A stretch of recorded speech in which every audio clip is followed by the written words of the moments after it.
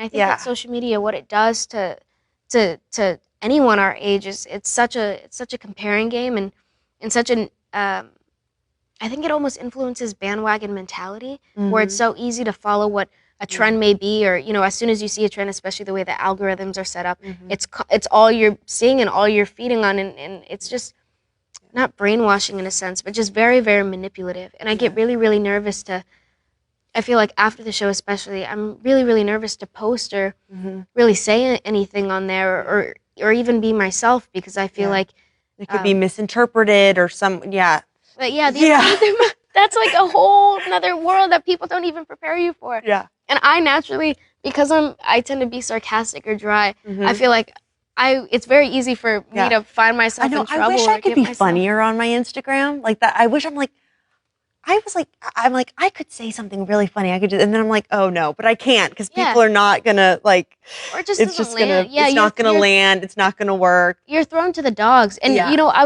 was actually just talking about this because when I first started acting, my mom told me that I had to use my platform for good. Yeah, I had to be, vocal about things that mattered to me or were important in the world and society, whatever. And I had to get good grades. I couldn't have, not all straight A's. But I remember growing up, and when I started creating this platform for myself, I just thought, I am going to be funny, and I am going to, share whatever jokes I find funny.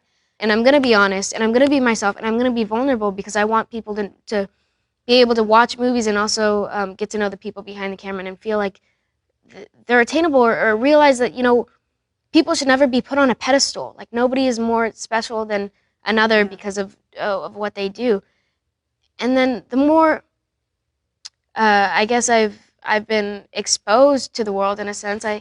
People prey on that and take advantage of that, and they see your vulnerability and twist it in a way that you don't always expect. So it's just like it's so strange. Sorry, I don't mean to do this. I didn't even feel like I was going to do this, but it is like, it's like such a hard thing to balance, because it's how do you be honest without jeopardizing your own health and safety, and feeling like you're it's very easy to feel like almost out of control of things, which is why it's so important, I think, for people to get off the phone and experience. And I've been so grateful and lucky to be with family and friends and things like that who have been with me since I was a fetus, or a child, or 4 or 5, who are real people and know me for who I am. But it's definitely been like it's scary out there. You just have to protect yourself. Exactly. And also just know when to